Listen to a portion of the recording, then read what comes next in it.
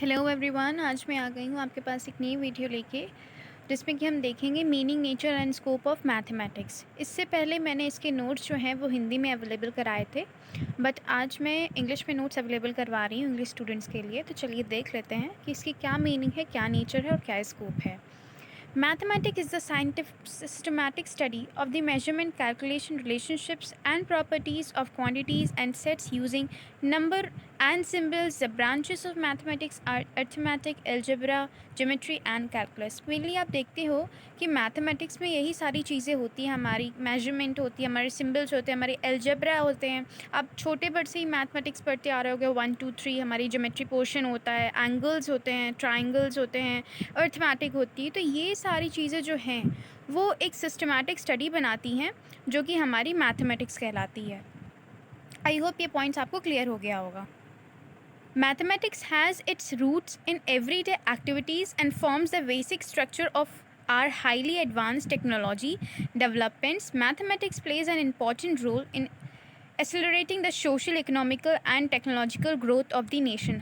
आप देखते हो कि जो मैथमेटिक एक ऐसा सब्जेक्ट है जो हमारी day to day everyday life में काम आता है, चाहे आप कोई भी एक्टिविटी करो। फॉर एग्जांपल, अगर आप अपनी हाइट को भी मेजर करते हो, वेट को भी मेजर करते हो, इवन आप कोई मार्केट से जाके सामान भी लेने के लिए जाते हो, तो आप देखते हो कि उस पर मैथ्स का यूज़ होना ही होना है। 1 kg 2 kg, ये जो जितने भी नंबर, जितने भी यूनिट, जितने भी सिम्बल्स होते हैं, ये सारे के सारे जो हैं वो मैथ्स में आते हैं और ये जो है बहुत ही इंपॉर्टेंट रोल प्ले करते हैं हमारी डे टू डे लाइफ में, चाहे वो सोशल लाइफ हो, चाहे इकोनॉमिकल हो, चाहे वो टेक्नोलॉजिकल हो। और हमारी जो ग्रोथ है जो नेशन की, उसको कहीं ना कहीं ये इंक्रीज़ करती है। तो बहुत ज़्यादा इंपॉर्टेंट रोल प्ले करती है मैथमेटिक्स हमारी लाइफ में। अब अगर हम बात कर लें मीनिंग ऑफ मैथमेटिक्स की, the term mathematics is defined in a number of ways. जो हमारा मैथमेटिक्स का जो टर्म है वो बहुत से सारे डिफरेंट वेज में हम इसको डिफ़ाइन कर सकते हैं। तो सबसे पहले टर्म है इसका, mathematics is derive from the Greek word mathema which means that which is learn. It came from the ancient Greek. ये जो है मैथमेटिक्स का जो शब्द है, जो वर्ड है, वो कहाँ से डिराइव होकर आया है? ग्रीक से डिराइव होकर आया है, मैथमा से, जिसका मतलब होता है लर्न करना, कुछ सीखना। In Sanskrit language, mathematics is called as Ganit, which means sum. The term Ganit is further divided from the Sanskrit word Gan, which means counting. So it is related to the science of calculation. और हम दूसरे उसमें कहें तो जो mathematics है वो Sanskrit language से डिराइव होकर आया है, गणित से, जिसका मतलब है सम। इसको हम लोग एक वर्ड गन से लेके आए हैं, जिसका मतलब होता है काउंटिंग, जो कि हमारी डे टू डे लाइफ से रिलेट करता है, और उसको हम बोल सकते हैं कि साइंस ऑफ कैलकुलेशन से भी रिलेट करता है। In the modern period, mathematics is defined as an exact science which is related to measurement, calculation, discoveries, relationships and dealings with the problems of space. आजकल के टाइम पे, आजकल के modern time पे जो हमारी मैथमेटिक्स है वो ऐसे डिफाइंड है कि वो एक एग्जैक्ट साइंस है, जिसमें कि आप देखते हो कि मेजरमेंट्स हैं, कैलकुलेशंस हैं, डिस्कवरीज़ हैं, रिलेशनशिप्स हैं, और बहुत सारी सल्यूशंस हैं प्रॉब्लम्स का। कैसे हम प्रॉब्लम से डील कर सकें, वो सारी ही प्रॉब्लम्स का सल्यूशन हमारी मैथमेटिक्स देती है। आई होप ये मीनिंग आपको समझ में आ गई होगी। अब कुछ डेफिनेशंस यहाँ पे हैं, डिफरेंट ऑथर्स ने दी हुई हैं, तो आइए इन डेफिनेशंस को भी हम रीड कर लेते हैं। आप डेफिनेशन जो आपको आसान लगे वो आप चूज़ कर लीजिएगा, और हमेशा की तरह मैं आपको बताती हूँ कि मैक्सिमम आप 4 डेफिनेशन लिख सकते हो, मिनिमम आप 2-3 भी लिख लीजिएगा। Definition of mathematics from different authors. According to Aristotle, mathematics is the study of quantity. जो हमारी मैथमेटिक्स है वो क्या है, किस चीज़ की स्टडी है? क्वांटिटी की स्टडी है। गॉस के according, mathematics is the queen of sciences and arithmetic is the queen of all mathematics. जो हमारी मैथमेटिक है वो साइंस की क्वीन है, और लेकिन अर्थमेटिक जो है हमारी, वो क्वीन है मैथमेटिक्स की। बहुत ही आसान सी डेफिनेशंस हैं, 1 लाइन की, ये बहुत ही इजीली आपको याद हो जाएंगी, डिफ़िकल्टी बिल्कुल भी नहीं होगी। बैकन का कहना है कि mathematics is the gateway and key of all sciences. जैसे कि आप लोग देखते हो छोटे पर हमारे सब्जेक्ट अलग होते हैं, मैथ्स और साइंस के, बट जब आप बड़े हायर एजुकेशन में जाते हो जैसे फॉर एग्जांपल आप बीएससी वगैरह देखते हो या आप 11th से ही देखते हो, तो आपकी फ़िज़िक्स और मैथ्स कहीं ना कहीं उनके फॉर्मूले जो हैं वो सेम होने लगते हैं, रिलेट करते हैं आपस में। तो जो इनका जो रिलेशनशिप है साइंस और मैथ में, बहुत ही ज़्यादा इंटरकनेक्टेड है ये दोनों एक दूसरे से। तो हम कहीं ना कहीं कह सकते हैं mathematics is the gateway of all sciences and key of all sciences. So I hope ये सारी डेफिनेशंस आपको समझ में आ गई होंगी। आपको जो भी ये डेफिनेशन अच्छे लगे आप उनको नोट डाउन कर सकते हैं। अब हम बात कर लेते हैं नेचर ऑफ मैथमेटिक्स की। तो सबसे पहला नेचर है हमारा, इसका आप लोग फ्लो चार्ट ज़रूर बनाइएगा अपनी नोटबुक में, जिससे कि एग्जामिनर को अच्छा लगे देखने में और उसको समझ में आए कि आपको चीज़ें पता हैं। तो यहाँ पे मैंने पॉइंट में मेंशन किया है नेचर, आप भी पहले फ्लो चार्ट बनाइएगा अपने कॉपी में, उसके बाद में आप पॉइंट में इनको मेंशन करिएगा, फिर उसके बाद में आप 4 to 5 लाइन इसमें थोड़ी सी ऐड कर दीजिएगा। Mathematics has its own language, mathematics की एक खुद की लैंग्वेज है। आप देखते हो कि वो एक खुद की लैंग्वेज को डेवलप करता है, जिसमें कि अलजेब्रा में जैसे आप देखो तो ABCD वो खुद का बनाता है। उसमें कई मल्टीप्लिकेशन आप देखते हो, प्लस का साइन होता है, माइनस का साइन होता है, मल्टीप्लाई का साइन होता है। तो ये एक जो है वो मैथमेटिक्स की खुद की लैंग्वेज है, जो खुद से फॉर्मूले को डिराइव करता है, खुद से सिम्बल्स बनाता है, खुद के ही प्रिंसिपल बनाता है, जिससे कि सारे जो प्रॉब्लम्स हैं वो सॉल्व की जाती हैं।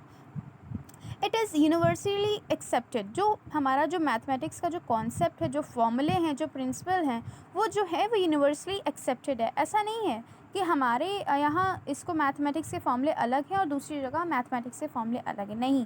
जो फॉर्मूला हमारे यहाँ यूज़ होता है वही जो है वो अदर के यहाँ भी यूज़ होता होगा, क्योंकि ये यूनिवर्सली एक्सेप्टेड है। ये एवरीवेयर एवरी टाइम एक ही हमारी जो है वो मैथ्स के फॉर्मूले यूज़ होते हैं, ये चेंजेबल नहीं है। It deals with precisions and accuracy, mathematics जो है वो हमारी एग्जैक्ट साइंस के नाम से भी जानी जाती है, बिकॉज जो हमारी मैथमेटिक्स है वो एकदम एक्यूरेट आती है। मैथमेटिक्स आर इधर राइट और रॉन्ग, येस और नो, एक्सेप्टेड और rejected. Its concept are always clear, logical, systematic and that may be understood easily. जैसा कि आप कोई भी प्रॉब्लम को सॉल्व करते हैं तो उसके कई सारे तरीके होते हैं सॉल्व करने के, कोई एक ही तरीका नहीं होता है, जिससे कि कभी कभी हमारा आंसर गलत भी आ जाता है, कभी कभी हमारा आंसर सही भी आ जाता है। लेकिन जो हमारी मैथमेटिक्स है वो बहुत ही लॉजिकल है, बहुत ही क्लियर है, बहुत ही सिस्टमैटिक है, उसका क्लियर एजेंडा है। Mathematics is the science of logical reasoning, mathematics हमारी जो है वो हमारी साइंस ऑफ लॉजिकल रीजनिंग। आप देखते हो कि रीजनिंग भी हम लोग इसमें सीखते हैं कि कैसे क्या होती है। बहुत से लोगों को अभी रीजनिंग के बारे में नहीं पता होगा, बट आप लोग 12th करके आए हो तो आप लोग को रीजनिंग के बारे में पता होगा कि डिफरेंट टाइप्स ऑफ रीजनिंग भी होती हैं जो कि मैथ के अंदर में ही आती हैं। Mathematics is the study of structures, mathematical structure is a mathematical system which one और मोर एक्सप्लिसिटली रिकग्नाइज प्रॉपर्टीज़। जो हमारा मैथमेटिक है वो स्टडी ऑफ स्ट्रक्चर्स का है, जिसमें कि हम देखते हैं कि हमारा कई सारे जो हैं वो प्रॉपर्टीज़ है, जैसे कि फॉर एग्जांपल आप देखते हो कि हमारा नंबर सिस्टम जो ग्रुप है, field, ring vectors, space etcetera all are example of mathematical structures. बहुत सारे स्ट्रक्चर्स हैं हमारे मैथमेटिक्स में जिसकी हम लोग स्टडी करते हैं मैथ्स के अंदर। आई होप ये सारे ही पॉइंट्स आपको क्लियर हो गए होंगे। अगर आपको कोई भी पॉइंट में दिक्कत आ रही हो तो आप मुझे कॉमेंट सेक्शन में कॉमेंट करके बता सकते हो। अब हम बात करते हैं mathematics deal with generalization. The generalization of mathematics are made with the help of available data, फॉर्मूले, theorems, rules and regulations are example of generalization. जो हमारी मैथमेटिक्स है वो डील करती है हमारे जनरलाइजेशन से, और किसके हेल्प से वो डील करती है? जो हमारे पास अवेलेबल डेटा होता है उसके हेल्प से हम लोग डील करते हैं जनरलाइजेशन से। जो हमारे पास फॉर्मूले होते हैं, जो रूल्स होते हैं, जो थ्योरम्स होती हैं, उसकी हेल्प से हम लोग डील करते हैं जनरलाइजेशन से। Mathematics is logical according to Russell. Mathematics is logical, it studies the relationship between statement and draws logical indifference. जैसा कि आप देखते हो कि हमारी जो मैथ्स है वो इलॉजिकल नहीं है, इसमें लॉजिकल पॉइंट्स को गिवन होते हैं, लॉजिकल फॉर्मूलेज गिवन होते हैं, लॉजिकल प्रिंसिपल गिवन होते हैं, जिससे कि आप अप्लाई करके सारे ही जो सम्स हैं या प्रॉब्लम्स हैं उनको सॉल्व कर सकते हो। कोई भी इलॉजिकल बात इसमें नहीं की जाती है। अब हम देख लेते हैं हमारा स्कोप क्या है मैथमेटिक्स का। The scope of mathematics is very vast and wide. Without mathematics we will remain too much disabled in our life, in our daily life. तो मैथमेटिक्स का स्कोप है बहुत ही ज़्यादा वास्ट और वाइड है, बहुत ज़्यादा बड़ा है। विदाउट मैथ्स के हम लोग अपनी लाइफ में जो हैं वो डिसेबल टाइप के हो जाएंगे, जैसे कि कुछ खाली खाली फीकापन लगेगा हमारी लाइफ में। तो इसका स्कोप बहुत ही ज़्यादा वाइड है और वास्ट है। आइए हम देख लेते हैं, हमने कुछ यहाँ पे पॉइंट मेंशन किए हैं स्कोप की।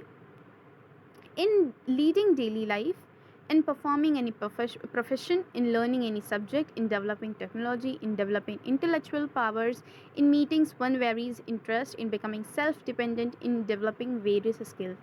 So आपको ये पॉइंट्स बहुत ही ईजी मैंने यहाँ पे मेंशन किए हैं, जिससे कि आपको पढ़ के कोई भी दिक्कत नहीं होगी। आप देखते हो कि हमारी जो मैथमेटिक्स है वो डेली लाइफ में यूज़ होती है, जिससे कि हमें लीड करती है हमारे प्रोफेशन में, हमको एक अच्छी तरीके से कैसे परफॉर्म करना चाहिए इसमें भी हमें हेल्प करती है, और हमें कोई भी सब्जेक्ट को लर्न करने में भी हेल्प करती है। फॉर एग्जांपल अगर कोई भी मैथ्स का बच्चा है तो उसका माइंड बहुत ही शार्प होगा, तो उसको चीज़ें और कॉन्सेप्ट बहुत ही क्लियर होगा, तो उसको विद इन अ सेकेंड में चीज़ें बहुत ही अच्छे से आ जाएंगी और आसानी होगी उनको चीज़ों को सीखने में या लर्न करने में।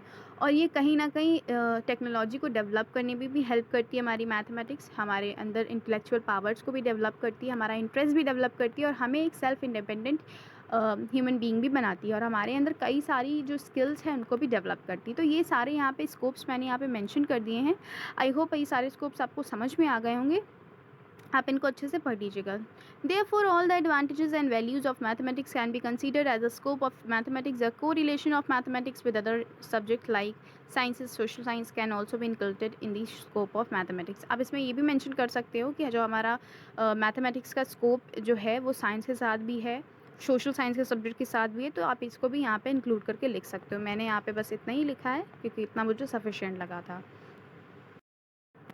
अब हम बात कर लेते हैं AIIMS and objective of mathematics की। तो यहाँ पे भी मैंने इनको पॉइंट्स में मेंशन किया है। तो सबसे पहला पॉइंट हमारा है to enable the student to solve mathematical problems of daily life we have to select the content and method of teaching so that the students are able to make use of learning of mathematics in our daily life. हमारा जो mathematics है वो students को क्या बोलते हैं, enable करता है, जिससे कि वो अपनी मैथमेटिक्स की जितनी भी प्रॉब्लम्स हैं वो सॉल्व कर सके, और हमारी जो डेली लाइफ में भी जितनी प्रॉब्लम्स हैं उनको भी सॉल्व कर सके। जितने भी हमारे डे टू डे लाइफ में हमारे जितने भी प्रॉब्लम्स आते हैं, तो उनको कहीं ना कहीं एक वेरियस मेथड्स और सॉल्यूशंस प्रोवाइड करें, जिससे कि वो आसान से तरीका निकाल सके और अपनी प्रॉब्लम को सॉल्व कर सकें, चाहे वो डे टू डे हमारी लर्निंग लाइफ में हो, या हमारे प्रोफेशनल लाइफ में हो, चाहे हमारी टीचिंग लाइफ में हो, चाहे हमारी स्कूल लाइफ में हो।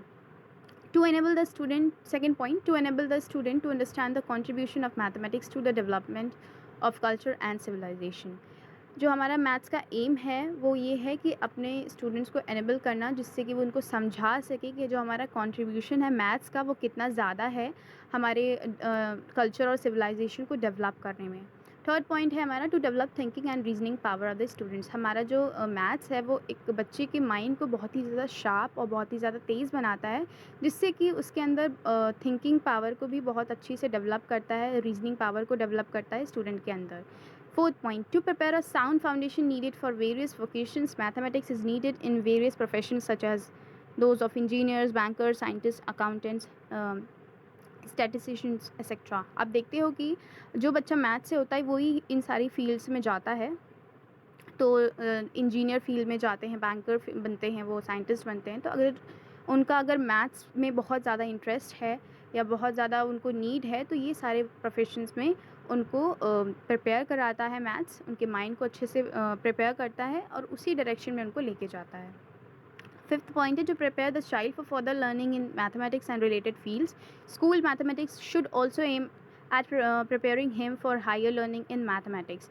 जो हमारा मैथ्स है वो कहीं ना कहीं छोटे पर से ही बच्चों के पढ़ाई जाती है, तो उनको कहीं ना कहीं एक फील्ड सेट करता है, एक डायरेक्शन दिखाता है कि आपको किस फील्ड में जाना चाहिए। और यहाँ पे ये भी बताया गया है कि स्कूल में जो हम मैथ्स पढ़ाते हैं बच्चों को, तो उनका कहीं ना कहीं ये एम होना चाहिए कि एक हम बच्चे को जो है वो हायर लर्निंग के लिए भी हम उसको डेवलप कर सके, उसके अंदर एक ऐसी थिंकिंग कि वो आगे चल के भी अपने मैथ्स को कंटिन्यू कर सके। हमें मैथ्स को बोरिंग नहीं बनाना है, हमें मैथ्स को इंटरेस्टिंग बनाना है, जिससे कि वो बच्चा हायर लेवल पे भी अपने मैथमेटिक्स को कंटिन्यू कर सके। सिक्स पॉइंट है हमारा to develop in the child desirable habits and attitudes like habit of hard work, self reliance, concentration and discovery. Mathematics हमारा ऐसा सब्जेक्ट है जिससे कि हमारा जो माइंड है वो बहुत ज़्यादा एक्टिव रहता है, बहुत ज़्यादा कह सकते हैं हम कि तेज़ रहता है, क्योंकि मैथमेटिक्स में अगर हमें चीज़ें क्लियर हैं, कॉन्सेप्ट क्लियर है, तो हम बोरियत नहीं फील करेंगे। हम एक as a hard working person और बहुत ही कंसंट्रेशन लेवल के साथ सारे क्वेश्चंस को, सारी चीज़ों को सॉल्व करेंगे, अगर उसके अंदर ये सारी चीज़ें हम डेवलप कर सकें। एक एटीट्यूड डेवलप करता है मैथमेटिक्स।